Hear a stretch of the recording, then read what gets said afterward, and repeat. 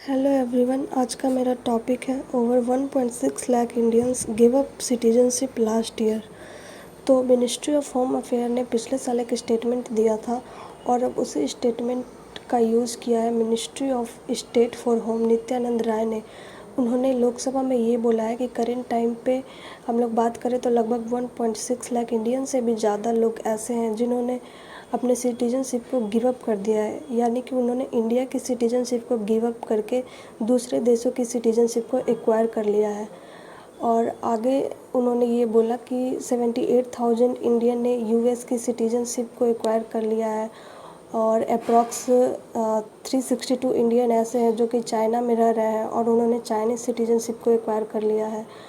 और लेकिन ये जो डेटा है वो एक्यूरेट नहीं है।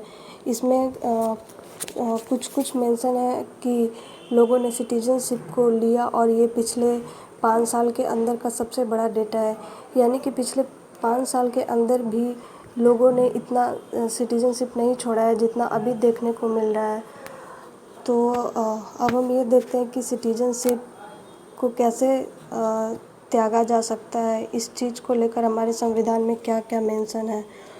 तो जो सिटीजनशिप है वो यूनियन लिस्ट में इंक्लूड है और ये पार्ट 2 के आर्टिकल 5 से 11 के बीच ये मेंशन है कि अलग अलग कैटेगरी के पर्सन है कौन कौन सिटीजनशिप को ले सकता है। लेकिन ये जो वर्ड सिटीजनशिप है ये कहीं भी डिफाइन नहीं है। अब हम ये देखते हैं कि एक व्यक्ति अपने सिटीजनशिप को कैसे त्याग सकता है। तो पहला इसमें है वॉलंटरी रेनंसिएशन।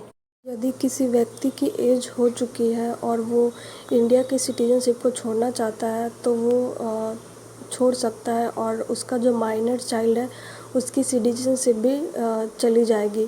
सेकंड है बाय टर्मिनेशन। तो एक व्यक्ति के सिटीजनशिप को टर्मिनेट किया जा सकता है यदि वो व्यक्ति दूसरे जगह की सिटीजनशिप को ले लेता है तो उसकी इंडिया की सिटीजनशिप वो ऑटोमेटिकली चली जाएगी। तीसरा है इसमें बाय डेप्रिवेशन।